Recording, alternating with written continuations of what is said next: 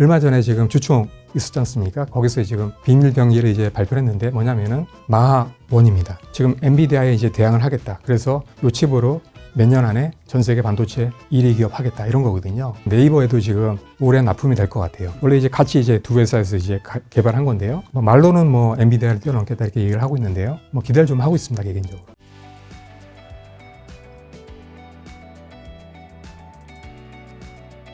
자, 최근에 삼성전자 주가가 조금 이제 이전보다 많이 오른 편인데 지금 오늘 날짜 기준으로 이제 79,900원, 8만 원 문턱인데요. 앞으로 삼성전자 10만 전자 가능할까요? 항상 이런 질문을 제가 많이 받는데요. 네. 일단은 제가 그 전에 한번 1월 초에 나왔었죠, 그때. 네. 그때 한번 제가 9만 넘을 거다 이렇게 말씀 한번 드린 적이 있는데요. 그게 이제 아마 내년 정도 시점으로 봤어요. 상황이 지금 예전보다 약간 좋아지는 것 같아요. 네. 특히나 이제 HBM이나 네. 관련된 메모리들이 상당히 잘 나오고 있기 때문에 그래서 지금 대부분의 지금 보면 이제 시장 기관이나 이런 뭐 증권사 이런 데서 10만 이렇게 이제 예측하는 데도 많이 있거든요. 저도 가능할 거라고는 봐요. 네. 근데 이제 그 시점이 문제인데 그 시점이 언제 해야 되느냐 이게 문제인데 제가 보기에는 빠르면은 뭐 내년 하반기나 뭐 한 1년 반, 2년 그 정도 있은 다음에 되지 않을까 그렇게 이제 보고 있어요. 물론 이제 상황이 또 바뀔 수 있습니다. 지금 분위기는 그런 상황인 것 같습니다. 내년 하반기라고 친다면 SK 하이닉스가 지금 18만 원이에요. 삼성전자도 좋았지만 하이닉스가 훨씬 좋단 말이죠. 그거는 일단은 메모리 쪽에서 특히나 HBM이 상당히 선점을 많이 했기 때문에 그런 효과가 많이 있었던 것 같아요. 근데 최근에 보시면 이제 시장 점유율이 다시 이제 좁혀졌다가 다시 넓어지고 있어요. 삼성이 더 이렇게 벌리고 있거든요. 그리고 또 기본적으로 지금 이제 삼성 같은 경우에는 그 HBM의 온전한 수혜를 못 받고 있어요. 왜냐면은 SK가 이제 받고 있기 때문에. 그 다음에 또 SK 같은 경우에는 메모리 비중이 상당히 높죠.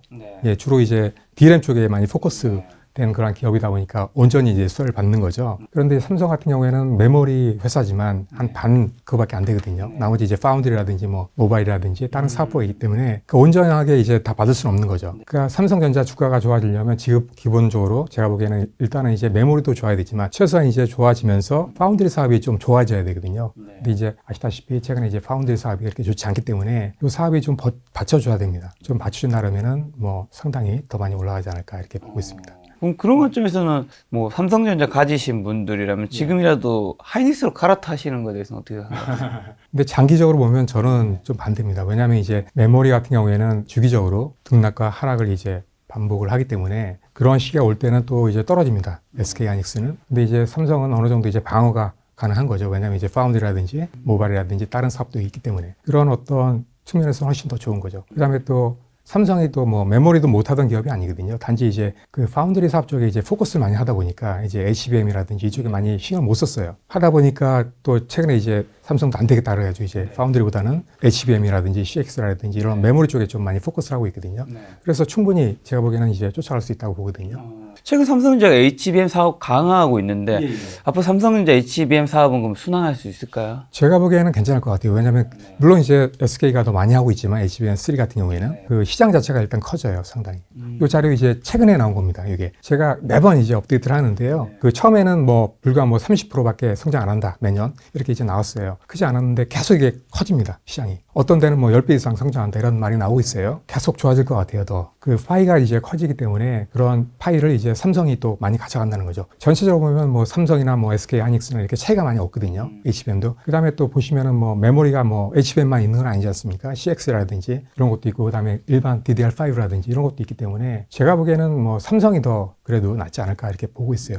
특히나 이제 장기적으로 본다 그러면은 충분히 이제 따라갈 수 있는 여건이 되고, 또 이제 삼성전자가 강점이 뭐냐면은 아시다시피 지금 파운드리 사업도 같이 하지 않습니까? 그 다음에 또 마찬가지로 하고 있는 게 패키징 사업도 같이 하고 있다고요. 패키지로 같이 묶어서 턴키로 할 수 있는 그러한 비즈니스를 할 수 있는 데는 이제 삼성밖에 없거든요. 그렇게 되면 이제 나중에 훨씬 더 유리한 거죠. SK 하이닉스는 그런 게 이제 약간 부족하다는 거죠. 패키징 이런 것도 이제 물론 강화하고 있습니다만 아무래도 좀 모자라는 부분이 분명히 있고요. 파운드리 같은 경우에는 지금 하고 있는 게 주로 이제 아날로그 반도체 이쪽 파운드리이기 때문에 첨단 쪽은 아닙니다. 그래서 12인치가 아니거든요. 8인치거든요. 하다 보니까 그 그 엔비디아나 빅테크 기업의 어떤 그 수요를 맞춰줄 수 있는 그런 조건이 안 되는 거죠. 최근에 엔비디아 젠슨항 이제 CEO가 삼성전자 굉장히 긍정적으로 예, 맞습니다. 검토한다고 예, 맞습니다. 예. 그다음에 좋게 본다고 얘기했잖아요. GTC 2024에서 네. 찍은 그 사진도 나왔던데요. 뭐 젠슨 어프로브 해가지고 이제 인정한다 이렇게 말이 나왔지 않습니까? 그만큼 생각보다 이제 성능이 상당히 괜찮았나 봐요. 이게 기대를 많이 안 했대요. CEO가 그런 멘트를 할 정도면 그래도 예, 진짜 그렇죠. 단순한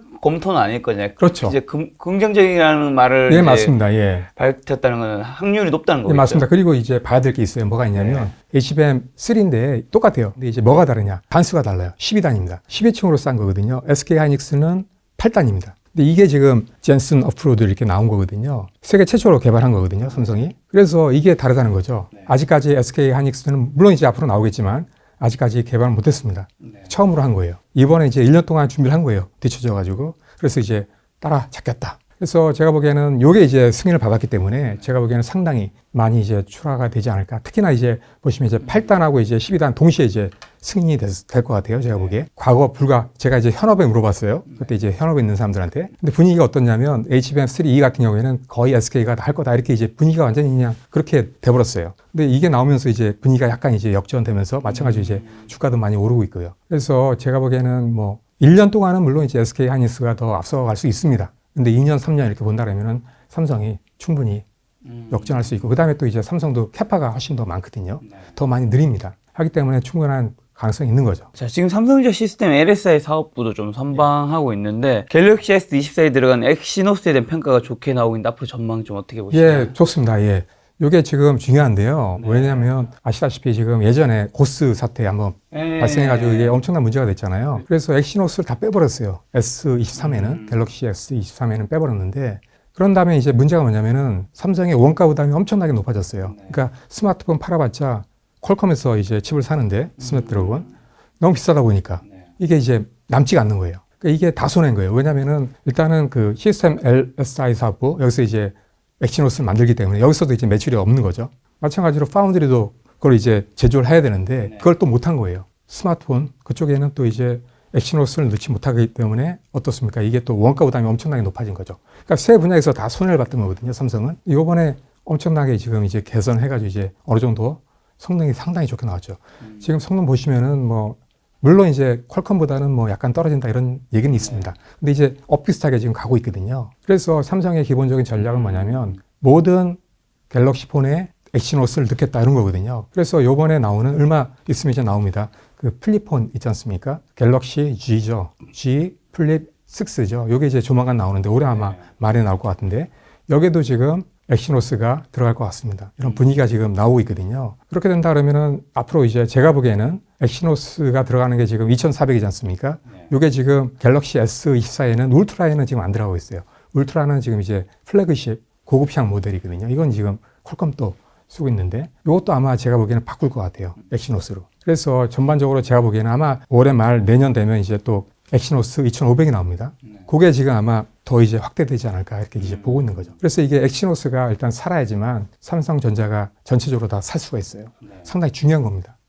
그래서 이게 지금 이제 채용이 되면서 지금 그 삼성의 AP의 점유율도 상당히 높아지고 있거든요. 그래서 제가 보기에는 이게 상당히 또 삼성의 어떤 매출이라든지 이게 많이 기여를 할 것 같아요. 말씀드린 대로 세 분야에서 다 이제 해당이 되기 때문에 효과가 상당히 큰 거죠. 그 다음에 또 이제 과거의 어떤 삼성의 브랜드 이미지가 상당히 많이 떨어졌잖아요. 이런 것도 상당히 이제 회복이 될 수 있는 거죠. 그래서 제가 보기에는 상당히 좋은 징조다.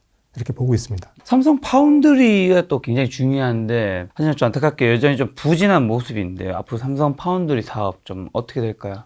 예, 좀 아쉽습니다. 예, 저도. 파운드리의 대장은 지금 당연히 TSMC겠죠? 예, TSMC가 좀 높아졌어요. 최근에 보시면 이제 4분기 이제 매출이 나왔는데 더 벌어졌습니다. TSMC가 약간 60% 다시 이상으로 올라가고요. 삼성이 약간 떨어진 것 같아요. 예. 그 TSMC가 이제 잘하는 이유가 뭐냐면 이제 대형 팹리스 기업들 있지 않습니까?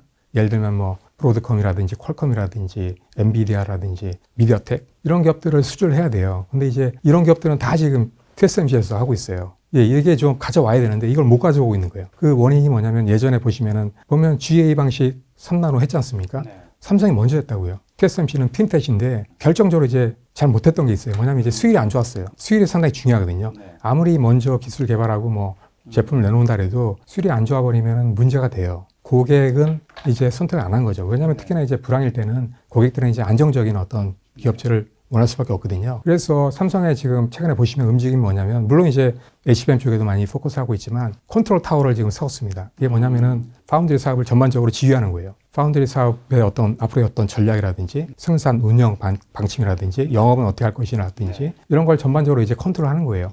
그런 사업부를 개설했어요. 그게 한 수백 명 조직 되는데요. 거기에 지금 이제 영업통을 이제 부서장으로 영입을 했습니다. 더 강화하고 있습니다. 그래서 기본적으로 파운드리 사업이 성장하려면 고객들이 있어야 돼요. 빅테크 기업이나 아니면 또 헬미스 기업들이 있지 않습니까? 큰 데들. 그런 데를 수주를 해야 됩니다. 제가 보기에는 아마 내년이 좀 분기점이 되지 않을까 싶어요. 왜냐하면 2나노 반도체가 또 양성이 되지 않습니까?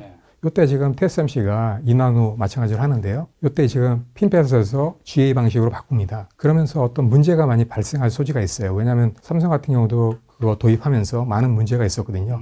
시행착오를 많이 겪었다고요. 뭐 수율도 안 좋았고요. TSMC에서도 그런 어떤 문제를 겪을 가능성이 크다는 거죠. 그러면서 뭐 양산이 뭐 딜레이 된다든가, 그 다음에 수율이 또 좋게 나오지 않는다든가 이런 문제가 발생할 소지가 있는 거죠. 틈을 타가지고 이제 삼성이 따라잡겠다 이런 거거든요. 지금은 AI가 대세인데요. 삼성전자가 진행하고 있는 AI 사업은 좀 어떤 게 있을까요? 네, 많이 있습니다. 대부분의 사업에서 지금 하고 있는데요. 삼성은 두 가지 사업부가 크게 있습니다. 첫 번째는 이제 DX 사업부고요. 그 다음에는 DS 사업부문입니다.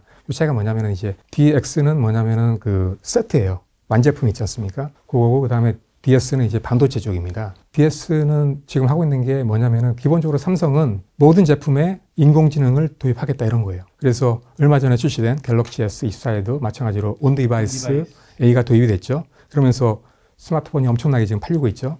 여러 가지 뭐 태블릿 PC라든지 그 다음에 액세서리라든지 VR, XR 있지 않습니까? 이런 거라든지 그 다음에 또 가전도 마찬가지예요. 이런 모든 제품에 인공지능을 탑재를 시키겠다 이런 거거든요. 그래서 이제 스마트폰하고 연결시키겠다. 그래서 인공지능으로 다 이제 컨트롤 되는 겁니다. 이런 식으로 가겠다 이렇게 전략적으로 세우고 있어요. 모든 디바이스에 인공지능이 아마 도입이 될 것 같습니다. 또 반도체 사업부에서도 마찬가지로 많이 하고 있어요. 메모리 쪽에서는 지금 마찬가지로 PIM이라는 걸 하고 있어요. 그게 뭐냐면 이제 프로세싱 인 메모리예요.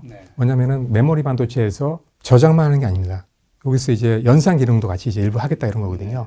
그래서 간단한 연산을 메모리에서 하겠다는 거예요. 그렇게 되면 어떻습니까? 보통 이제 폰 노이망 방식은 프로세스하고 그다음에 메모리가 이렇게 통신합니다. 그러면 이제 여러 가지 이제 병목 현상이라든지 소비 전력이라든지 이런 게 발생할 수가 있어요. 근데 그런 게 없이 할 수 있다는 거죠.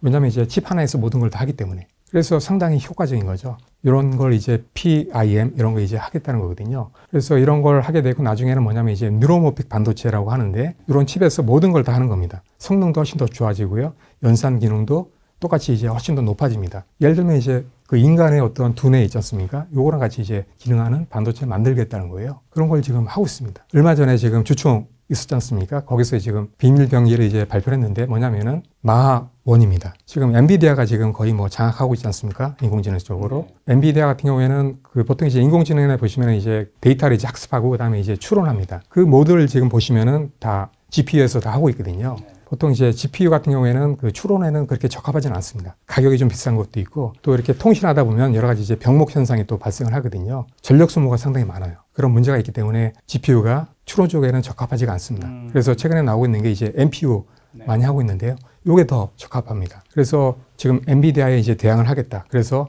이 칩으로 몇 년 안에 전 세계 반도체 1위 기업 하겠다 이런 거거든요. 그래서 지금 이제 일부 지금 네이버에도 지금 올해 납품이 될 것 같아요. 1조 원 정도 지금.